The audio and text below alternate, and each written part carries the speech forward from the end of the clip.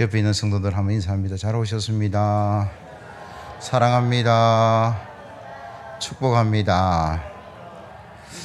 오늘 들어올 때 꽃을 다 받으셨죠? 꽃 한번 들어보실래요? 자, 저 화면에 한번 보여드려요. 오늘 온라인 예배 드린 분들은 막 그림으로만 보셔야 돼요. 자, 이 꽃 들고 우리 뭐라고 이야기할까요? 주의 이름으로 사랑합니다. 할렐루야. 하나님께서 이 예배 가운데 함께 하실 줄로 믿습니다. 아, 그래요. 빨리 갖다 주세요. 더 뒤에. 아마 중고등 아이들이 하면서 운전하면서 아마 좀 빠진 것 같은데 여러분 잘 챙겨주시고, 작년에도 꽃송이를 드렸고 그 앞에는 코사지 만들어서 꽂아주고 뭐 이렇게 옷핀으로 그랬는데 불편하다 그래서 꽃 한 송이 드리니까 여러분들 뭐 이게 뭐냐 싶겠지만 그래도 중고등 아이들이 늘 사랑받고 또 유치부 아동부 아이들이 감사합니다라는 조그마한 성이니까 여러분 받으시고 늘 기도해 주시기를 부탁을 드립니다. 오늘 무슨 날이에요? 어버이 주일이죠. 어제가 어버이날이고 우리 교단이 5월 둘째 주에 어버이 주일로 지켰다 그렇게 이야기를 하고요.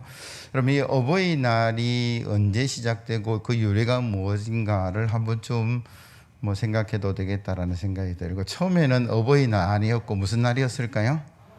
어머니 날이었어요. 한 120년 전에 성이 안씨입니다. 안나 자이비스라는 소녀가 있었는데 어머니하고 참 잘 지냈어요. 근데 어머니가 병이 들고 뭐 나이 들면 돌아가실 수밖에 없잖아요. 그래서 장례를 치르고 어머니 산소를 했는데 늘 그리워서 엄마 산소 찾아갔다라는 거예요.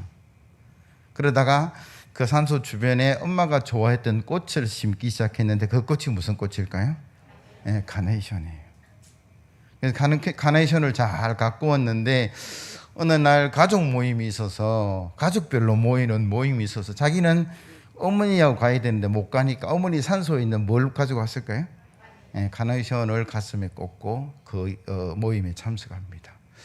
사람들이 다 물었어요. 하얀색 카네이션의 의미가 뭐냐. 그러니까 어머니가 좋아하던 꽃이고 내가 그 어머니의 그 사랑을 잊지 못해서 어머니 무덤에 심었던 꽃이 잘 자라서 오늘 이 모임에 어머니는 안 왔지만 어머니가 좋아하는 꽃을 달고 왔습니다. 뭐 그렇게 이야기가 시작되는 거예요. 수많은 사람들이 감동을 받았어요. 야, 그래, 우리도 저 안나처럼 어머니의 그 사랑을 잊지 않았으면 좋겠다. 그러면서 시애틀이라는 곳에서 어머니의 날, 어머니의 사랑을 한번 좀 생각하고 고맙습니다라고 이야기하는 날에 대한 운동이 시작됐어요. 근데 개인적인 것이고 여러분 공식적인 아니 비공식적인 것인데 이게 점점점 퍼져나가면서 1913년 나라가 5월 둘째 주일입니다. 미국은 뭐 기독교 나라니까 주일을 어머니 날로 정하고 그게 세계로 확산돼서 우리나라는 1956년에 어머니 날이 생겼어요. 그러다가 한참 어머니 날로 지키다가 아버지들이 불만이 일어났어요. 그래서 언제 이름을 바꿨냐면 1973년에 어버이날로 바꾸어서 지금 온다라는 거죠. 그러니까 어버이 주일, 어버이날이 의미가 뭐냐 그러면 살아계시는 어머니에게 효도하는 날이기도 하고 그 감사를 생각하는 날이기도 하고 내가 현재 여기 있기까지 사랑하셨던 그 부모님 돌아가셨든지 뭐 계시든지 그 고마움을 생각하고 더 나아가서 주변에 많은 어르신들을 공경하는 날로 그렇게 정한 날이 어버이날입니다. 다시 한 번 더 주변에 있는 분들에게 이렇게 한번 인사하시죠. 주의 이름으로 사랑합니다. 축복합니다.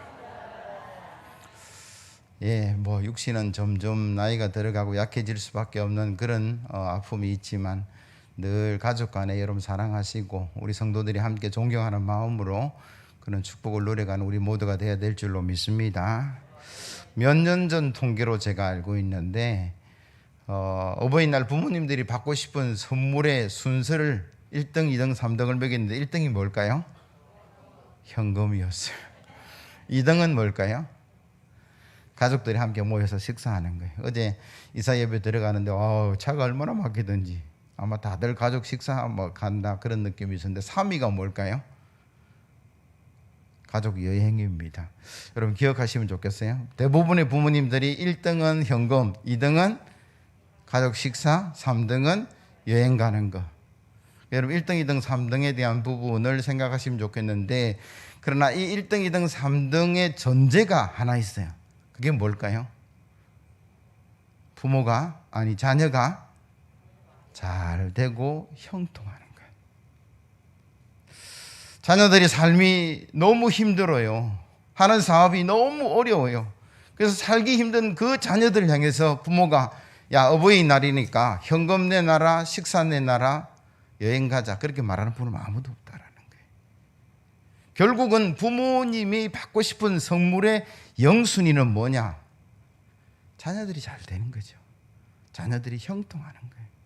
성도들은 믿음의 반석에 자녀들이 든든히 서서 하나님도 잘 섬기고 세상에 나가서 인정도 받고, 그게 부모가 가장 받고 싶은 선물이라는 거예요.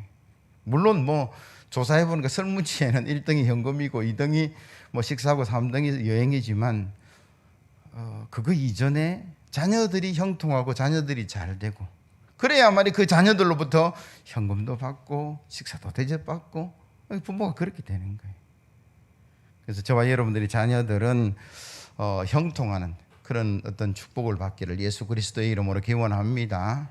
오늘 본문으로 돌아가면 그 형통 잘 되고 장수하는 비결이 뭐냐? 한마디로 말하면 효도, 그렇게 이야기합니다. 한번 따라합시다. 효도합시다. 효도하고 복을 받읍시다. 예, 성경은 효도하고 복을 받는 게 말씀이에요. 구체적으로 살펴보면 제일 첫 번째가 뭐냐 그러면 자녀들은 주 안에서 부모에게 순종하는 것이 옳은 것이다, 그렇게 말씀하시는데 1절 말씀 보세요. 자녀들아 주 안에서 너희 부모에게 순종하라, 이것이 옳으니라. 옳은 것이다 라고 이야기하죠. 우리가 살아가면서 참 잘했다, 후회 없는 삶을 살아가는 사람도 있고, 어떤 때는 참 후회스럽다, 왜 그랬을까 라는 어떤 선택적인 부분이 있을 때 그 선택이 후회되지 않으려 그러면 그 선택은 옳은 것이 되어야 됩니다. 거짓되고 잘못되고 그릇된 거 선택하면 반드시 시간이 지나면 후회할 수밖에 없어요. 부모 순종도, 부모에게 효동하는 것도 옳은 것이다, 성경은 말씀하고 계시다라는 거죠. 그러니까 오늘 사도 바울은 본문을 통해서 옳은 선택을 하라, 그렇게 우리에게 말씀하고 계세요. 로마가 기독교라는 종교를 국교로 했을 때에 그 황제 이름이 콘스탄틴 대제라는 분입니다. 처음부터 그는 예수 믿는 사람이 아니었어요. 어찌된 판인지 예수 믿는 것은 법으로 금지되어 있는데 백성들이 자꾸 예수 믿는 게 드러나는 거예요. 사람들이 많아지자 자기 신하들 중에도 예수 믿는 사람이 자꾸 늘어나는 거예요. 그래서 이게 안 되겠다 싶어가지고 자기 신하들을 다 불러 모으고 그 중에 예수 믿는 사람들을 색출해냈어요.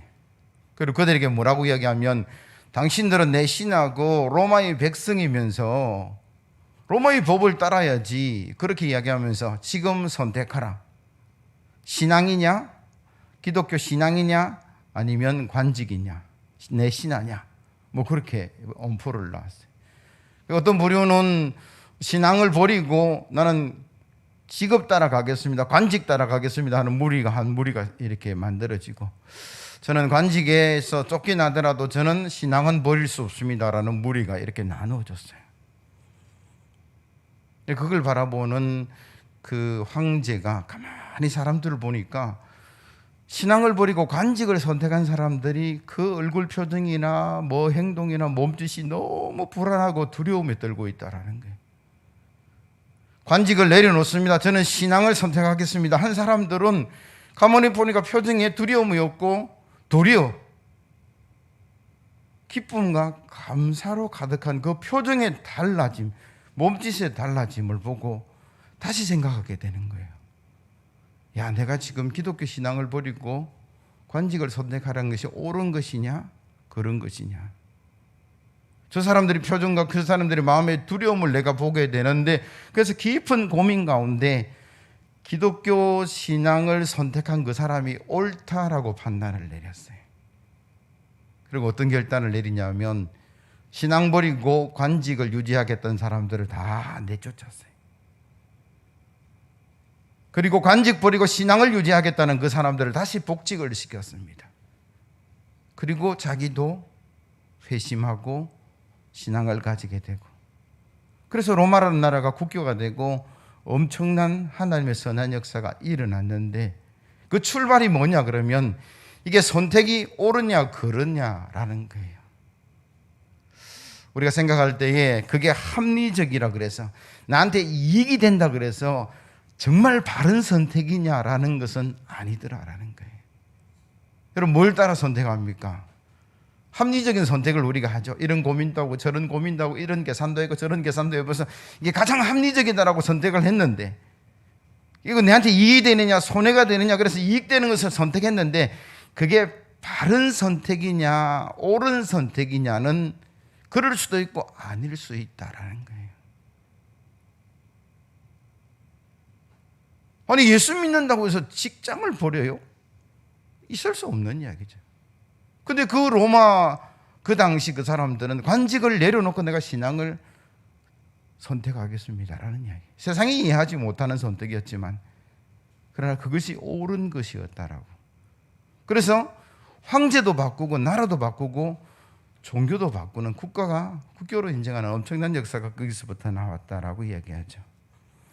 우리가 살아가면서 어떤 직면, 어떤 어려움이든 뭐 여러 가지 일들 앞에 직면할 때 저와 여러분들이 늘 기도하시고 옳은 선택으로 말미암아 여러분들의 마음이 기쁘고 표정이 밝아지고 삶이 복된 역사가 일어나기를 예수 그리스도의 이름으로 기원합니다. 근데 오늘 본문을 자세히 보면 주 안에서 너희 부모에게 순종하라라는 주 안에서라는 말이 거기에 포함되어 있어요. 이 의미가 뭘까? 여러분, 오해 안 하셔야 돼요. 이 부분을 오해해서 어느 책에 보니까 이렇게 글을 적어 놓기도 하고, 방송 설교나 다른 교회 설교하는 목사님들이 이 부분을 오해해서 다르게 설교하는 분이 있는데, 우리 성도들은 바르게 하셔야 돼요. 주 안에서 너희 부모에게 순종하라라는 의미가 뭐냐 그러면, 부모에게 순종하라라는 말씀을 주시는 분이 주님이기 때문에 그 주님의 말씀에 순종하라는 의미예요.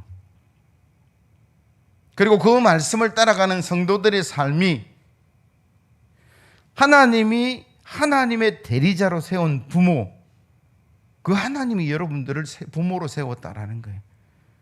그래서 그 하나님의 말씀에 순종하듯 부모의 말씀에 순종하라, 그런 의미를 담고 있어요. 부모님은 하나님의 대리자입니다. 그리고 그 부모에게 순종하는 것이 하나님의 뜻이기 때문에 주 안에서 그런 이야기예요.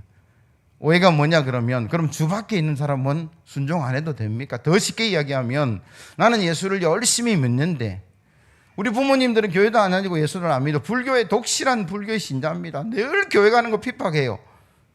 그러면 그거는 주 안에서 부모에게 순종하라는 말과 대치되는 거냐? 아니에요. 부모의 신앙이 뭐든, 부모의 생각이 어떠하든 저와 여러분들은 하나님의 계명 앞에 서 있는 거죠. 시내산에서 하나님께서 이스라엘 백성에게 600여 가지의 규례와 율법들을 주셨는데 그 중에 가장 엑기스가 10계명이죠.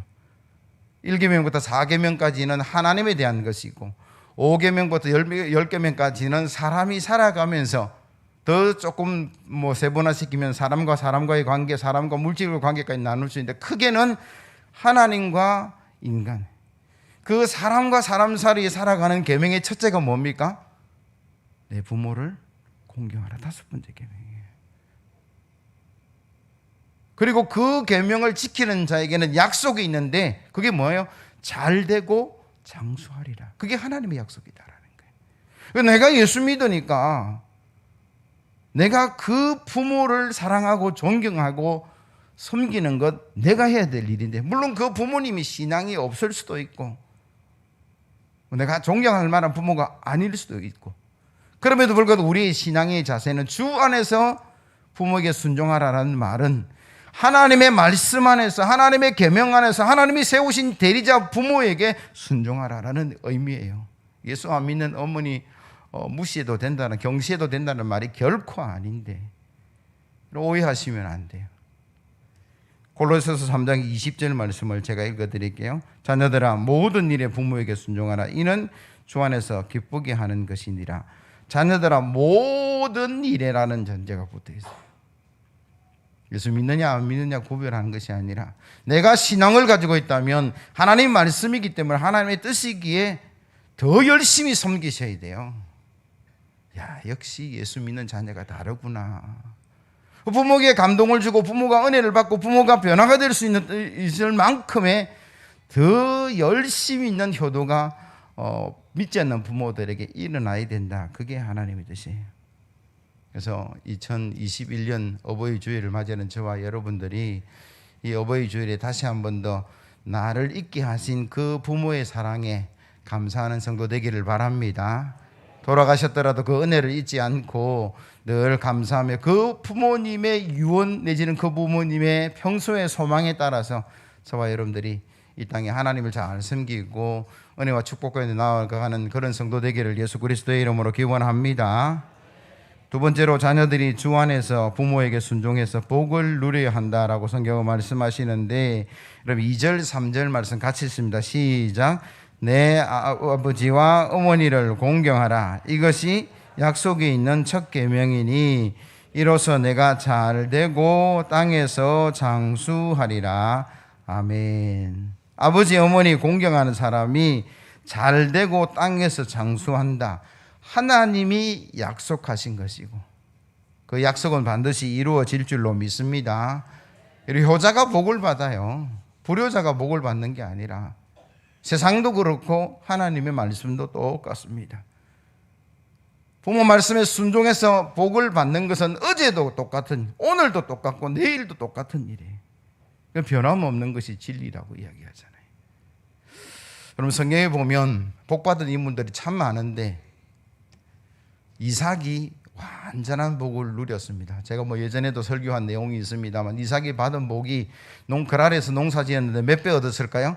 100배, 창대, 왕성, 거부가 되어서 힘이 많고 때를 이뤄서 시기받을 정도로, 제가 7가지 단어를 여러분 기억하고 기도하라고 말씀을 드렸는데 얼마나 복을 받았으면 옆집 사람이 니만 잘 되냐고 시기받을 정도였어요. 물질의 복만 받은 게 아닙니다. 샘을 팠는데 샘이 콸콸콸콸 쏟아져 나와요. 그 사막지대에 그 샘을 막고 사람들이 쫓아내니까 또 다른 곳에 가서 또 샘을 파는데 또 콸콸콸. 그 샘 이름들이 다 있어요. 또 쫓겨나도 또 파니까 또 나오고 또 나오고 또 나오고. 그럼 샘이 얼마나 중요하냐 그러면 사람도 물 먹고 살고 짐승도 물 먹고 사는데 생명의 복을 누리는 거죠. 어디를 가든지 하나님께서 생명의 샘을 공급하신 그 복을 받은 게 이삭이고, 그러니까 나중에 그랄의 왕과 신하들이 찾아와서 미안하다, 잘 지내자, 너 보니까 하나님 복 누리는데 야 니하고 원수져서는 우리가 망할 것 같아, 한번 봐줘라. 관계 회복의 복을 이삭이 누렸어요. 이 세 개가 있어야만이 완전한 복이죠. 죄송합니다. 돈만 있으면 생명이 짧으면 무슨 소용이 있어요? 돈도 있고 생명의 복도, 건강의 복도 받아야만이 그걸 누릴 수 있는 거죠. 돈도 있고 건강해서 잘 누리고 살아가는데 관계가 다 깨어져 버렸어요. 자식도 아내도 이웃도 안 쳐다보는 돈 많은 장수하는 어르신들은 별로예요. 누가 찾아오지 않아요. 혼자서 진수성찬을 먹으면 그게 맛이 있을까요? 아니라는 거예요. 자녀들이 찾아오고 이웃이 찾아오고 친구가 찾아오고, 그래서 함께 아름다운 관계 속에서 그 복을 누려가는 것인데, 이삭이 보니까 그런 완전한 복을 누렸는데 그 출발이 뭘까요? 한번 따라합시다. 효자, 효도. 여러분들이 이삭처럼 부모에게 효도해서 이런 완전한 복을 누리기를 예수 그리스도의 이름으로 기원합니다. 왜 효자라고 이야기하느냐? 하나님께서 아브라함에게 100세의 이삭을 주셨어요. 그리고 한참 지나서 야, 그 아들 이삭 모리아 산에 가서 바쳐. 이 의미가 무엇일까요? 아브라함에게 하나님이 질문하고 있는 거예요. 네가 아들이 1번이냐 내가 1번이냐 그렇게 질문하는 거죠. 그러나 아브라함은 기꺼이 하나님이 1번입니다. 아들은 2번입니다. 100세의 아들, 낳은 아들이지만 그렇게 그는 순종하고 가는데 모리아산 입구에 3일 길을 걸어가서 도착을 했어요. 종들은 남겨두고 아들하고 아브라함하고 올라가는데 이삭이 생각해도 아무리 생각해도 이해가 안 되는 거예요. 불신은 들고 가고 장작 더미는 자기가 지고 가는데 재물이 없는 거예요. 그래서 아버지가 물어서 아버지 재물 어디 있어요? 라고 이야기하니까 아브라함이 너다라고 말하지 않았어요. 무슨 의미인지는 모르겠지만 하나님께서 예비하실 거 믿음의 선포를 하고 올라가죠. 근데 도착했어요. 야, 장작 돌 해서 제단 쌓아라. 제단 쌓았어요. 장작 펼쳐놔라. 펼쳐놨어요. 불씨를 자기가 옆에 놓고는 그때 뭐라고 이야기하냐면 하나님이 너를 제물로 바치래. 그래서 나는 그 하나님의 말씀에 순종할 거야 라고 이삭을 결박하는데 그때 이삭의 나이가 몇 살이었을까요? 5살? 10살? 15살? 20살 15세에서 20세 사이였을 것이라고 성경학자들은 이야기를 해요. 15세에서 20세 된 혈기왕성한 청소년이 아버지가 결박한다고 그래서 결박을 당할까요? 결박당할 나이가 아니에요. 도망을 가면 아버지 쫓아오지 못하죠. 아브라함은 115세에서 120세니까. 그리고 뭐라고 이야기할까요? 아까 아버지 뭐라 그러겠습니까? 하나님이 준비한다 그래놓고 지금 아버지 저한테 거짓말했어요. 뭐 이렇게 따져들 거예요. 신앙이 없으면 뭐라고 이야기할까요? 100세에 낳은 아들을 바치라는 그 하나님 나는 못 믿겠어요. 그러면 도망갈 수도 있고 뭐 밀쳐버릴 수도 있고 엄청난 상상을 할 수 있는데 성경을 아무리 읽어봐도 그 부분은 뭐라고 이야기합니까? 이삭은 한마디도 하지 않고 있어요. 나의 아버지가 하나님의 은혜로 나를 얻었고 그 아버지가 하나님 말씀에 순종하는 것 그 아버지에게 나는 순종합니다 라고 그는 침묵을 지키고 결박당하고 제물이 되어서 누워있는 거예요. 이 사건을 통해서 성경은 수천 년 이후에 예수 그리스도가 십자가에 돌아가실 예표가 된 사람이 누구냐? 이삭이에요. 하나님의 아브라함을 친구라고 이야기한 것은 하나님도 독생자를 나무에 못 박은 것처럼 아브라함도 이삭을 나무의 제물로 예라고 그는 아침 일찍이 달려갔던 사람. 여러분들 아브라함에게도 복을 주겠지만 하나님이 이삭에게 복을 안 주겠느냐? 이거는 안 줄 수가 없어요. 하나님의 순종하는 아브라함, 그 아브라함에게 순종한 이삭이 복을 받는 것, 자다소선 복을 받는 것은 정해진 거죠. 저라도 주겠어요. 누구라도 죽을 거예요. 이삭이 완전한 복을 누렸던 비결은 단 하나입니다. 아버지가 하는 것이 이해가 되지 않더라도 어때 보면 거짓으로 비춰질 수 있는 부분이지만 하나님께 순종하는 그 아브라함에게 순종한 이삭의 순종, 효자, 효도 그것만이 축복의 키였다라고 성경은 말씀하고 계세요. 잠언 6장 20절 이하의 말씀입니다. 내 아들아 내 아비의 명령을 지키며 내 어미의 법을 떠나지 말고 그것을 항상 내 마음에 새기며 내 목에 매라. 그것이 내가 다닐 때에 너를 인도하며 내가 잘 될 때에 너를 보호하며 내가 깰 때에 너와 더불어 말하리니 대저 명령은 등불이요 법은 빛이요 훈계의 책망은 곧 생명의 길이니라. 이것이 너를 지켜 악한 여인에게 이방 여인의 혀로 후리는 말에 빠지지 않게 하리라. 하나님의 말씀을 전하는 그 부모의 말에 순종하는 것이 나를 지키고 보호하고 실족하지 않고 형통의 길들을 성경은 말씀하고 계세요. 그래서 우리는 아브라함 같은 그런 아버지가 되어야 될 것이고 그 아버지의 말에 순종하는 이삭 같은 자녀가 되어서 하늘의 복을 누리는 그런 성도 되기를 예수 그리스도의 이름으로 기원합니다. 옛날부터 전해져 온 이야기인데 고을 원님이 새로 고을에 부임을 했어요. 뭐 처음 왔으니까 이 고을 형편이 어떤가 한번 순찰을 하는데 아무도 대동하지 않고 혼자서 쭉 둘러보는데 이 집은 이렇게 형편이 있고 저 집은 저런 형편이구나 하는데 어느 집에 떡 다다랐는데 어머니 하세요 뭐 이런 소리가 들리는 거예요. 김치 반찬입니다. 한참 있다가 어머니 다 드셨어요?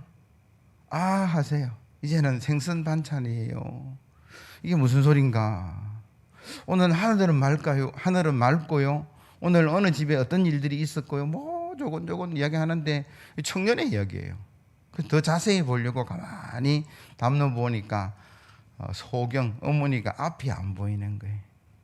그 어머니를 향해서 아들이 반찬을 마련하고 밥을 마련하고 식사를 하는데 이런저런 뭐 이야기를 해가면서 그래서 알고 보니까 동네 소문난 효자였어요.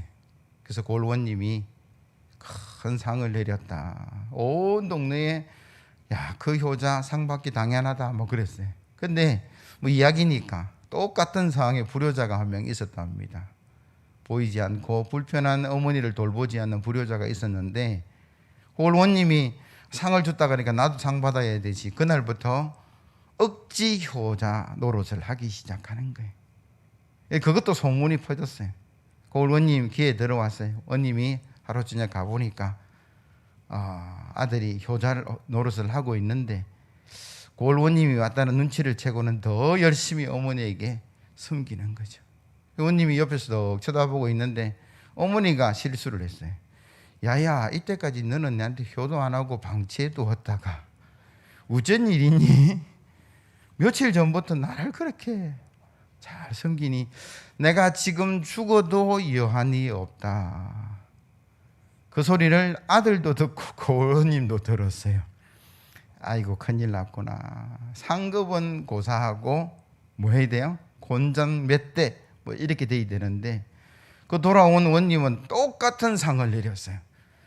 그러니까 이방하고 뭐 여러 사람들이 아니 진짜 효자에게 상을 주는 것하고 그냥 가짜 효자 흉내낸 효자에게 주는 상이 똑같을 수 있습니까? 라고 이야기하는 그들을 향해서 그 원님이 뭐라고 얘기했냐 그러면 아니 엄마가 지금 죽어도 여한이 없다고 말하지 않냐고. 그 전에 어떻게 살아왔는지는 모르지만 무슨 이유에서 효도를 시작하는 건지는 모르지만 상 받기 위한 것인지도 모르지만 그게 진짜가 아니라 가짜로 흉내내는 것인지 모르지만 부모는 그 순간 뭐라고 이야기합니까? 내가 좋아도 연한이 없다. 그래서 내가 상을 내리는 거라고.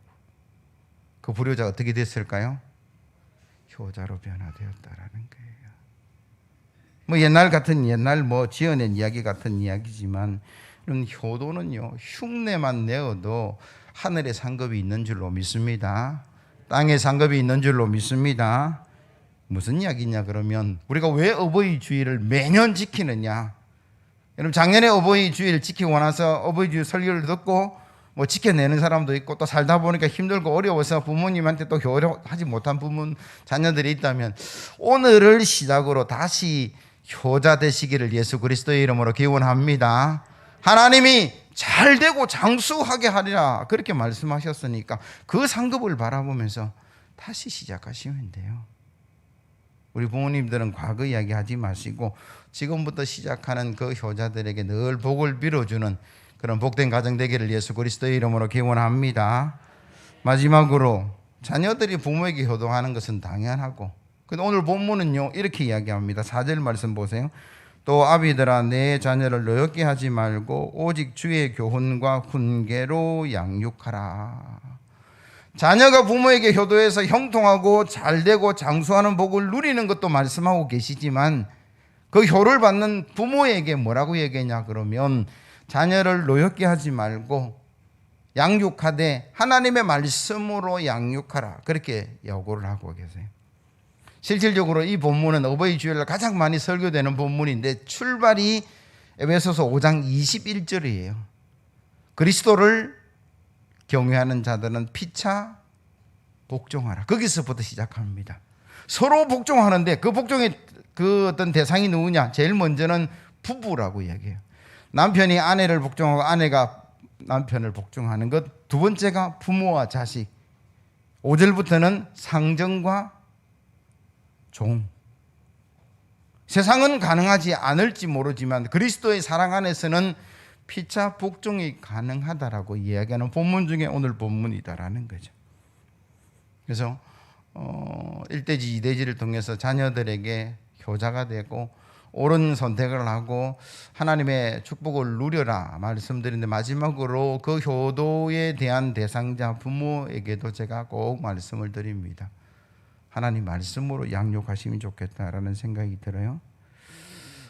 저도 자녀를 키웠던, 지금도 부모인데 어릴 때 아이들이 잘못할 때 매도 많이 들었어요. 특별히 목회자 자녀들은 모범이 되어야 된다는 강박관념이 저한테 있었어요. 그래서 늘 야단도 2배로 치고 매도 2배로 맞았는데, 그 가운데 감사한 것은 크게 삐뚤어지지 않고 지금 나름 걸어가고 있다는데 감사를 드립니다만, 여러분 매들 수 있어요. 야단 칠 수 있어요. 근데 그게 뭐가 되어야 됩니까? 훈계가 되어야 되지. 그게 뭐가 되면 안 되냐 그러면 학대가 되면 안 된다라는 거예요. 요즘 뉴스 나오는데 자기 아이를 학대하는 부모가 있다. 죽이기도 하고 방치하기도 하고. 부모에게 분명히 하나님은 나의 대리자로서 자녀를 양육하는 권한과 의무를 동시에 주셨어요.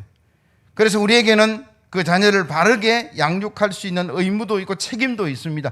그런데 그 방법에 있어서 내 감정이 앞설 때가 있어요. 내 지식이 앞설 때가 있어요. 세상 사람들의 수많은 이야기들이 기준이 될 수도 있습니다. 성경은 우리에게 뭐라고 얘기합니까? 주의 말씀으로 자녀를 양육하셔야 돼요. 그 자녀들에게 주의 말씀으로 양육하는 입술에 앞서서 먼저 모범된 삶을 성경은 요구하고 있습니다. 자식이 신앙 안에서 자라기를 원하세요?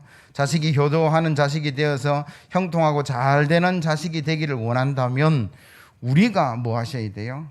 우리 부모에게 효도하는 모습을 보여주셔야 되고, 교회 가서 열심히 기도하고 예배하는 모습들을 보여주셔야 가능하다라는 거죠. 그럼 1000번째 그러면 누구의 트레이드 마크일까요? 솔로몬이죠.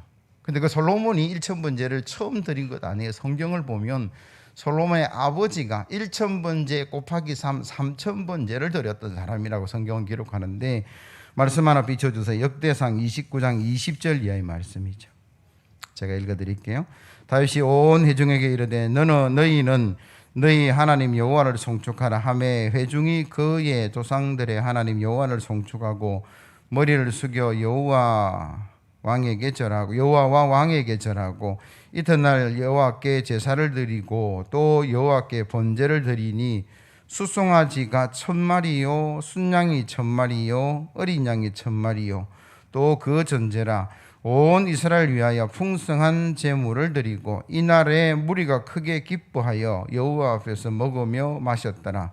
무리가 다윗의 아들 솔로몬을 다시 왕으로 삼아 기름을 부어 여호와께 돌려 주권자가 되게 하고 사독에게도 기름을 부어 제사장이 되게 하니라. 솔로몬이 왕이 될 때에 온 백성 앞에서 다윗이 하나님께 예배를 드리고 번제를 드렸는데 양, 소, 해가지고 3000마리. 이게 3000번제예요. 솔로몬이 1000번제를 드려서 복을 받았다라는 것만 우리가 기억하고 있는데, 솔로몬이 그렇게 할 수 있었던 것은 아버지가 드리는 그 번제를 그는 보고 왕이 된 거예요. 경험하고 왕이 된 거예요.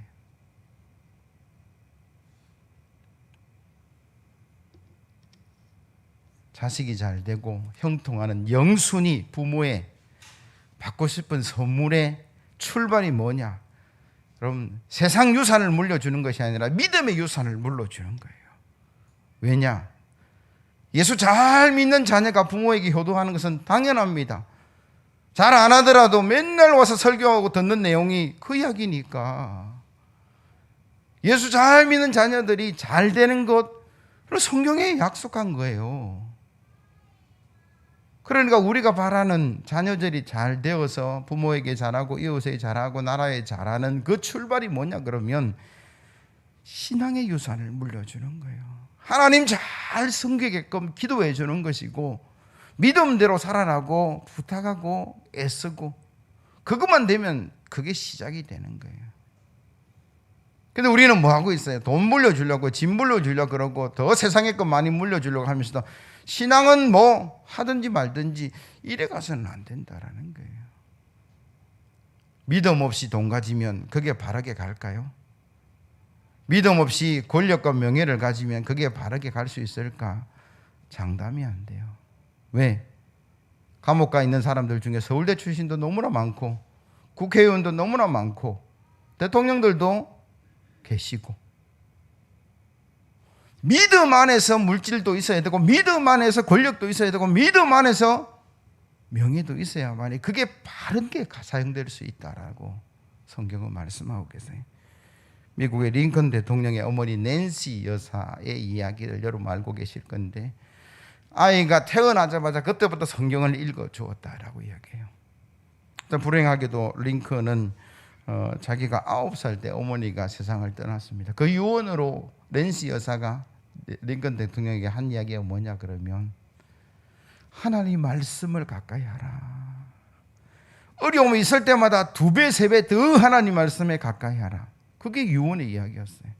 근데 그 유언의 말씀에 순종한 사람의 링컨입니다. 고난이 오고 어려움이 오고 수많은 적들이 나타났을 때마다 하나님 말씀 앞에 그는 무릎을 꿇었고 그 말씀이 그에게 길을 열었고 형통의 복을 누려서 지금도 존경받고 사랑받는 대통령 중에 한 사람이 되어 있다. 여러분 뉴욕 항구에 가면 우뚝 서 있는 자유의 여신상이 있어요. 그걸 만든 사람이 누구냐 그러면 프랑스의 조각가 바톨디라는 사람인데 사랑과 자유와 평화의 상징 자유의 여신상 바톨디의 어머니입니다. 그 모습이 어머니의 사랑을 받았어요. 어느 어머니의 그 간절한 기도 속에 자랐어요. 조각가가 되었습니다. 그 일들을 만들 때 자유의 여신상을 누구의 모습으로 나를 그렇게 극진히 사랑했던 어머니의 모습으로 지금도 미국 여행 간 사람들 다 쳐다보고 있죠. 뭐 이런 이야기하면 너무나 많은 이야기를 할 수 있습니다만 결론적으로 말씀을 드리면 위대한 사람 뒤에는 늘 위대한 부모가 있어요. 특별히 위대한 어머니, 기도하는 어머니들이 있었어요. 어버이 주일날 자녀가 부모에게 효도한 것은 당연하지만 부모가 자녀를 위해서 기도해 주고 신앙의 유산을 물려주어서 우리가 받고 싶은 선물의 영순위 자녀가 형통하고 잘 되어서 돈도 식사도 여행도 풍족하게 누려가는 저와 여러분들 되기를 예수 그리스도의 이름으로 기원합니다. 579장입니다.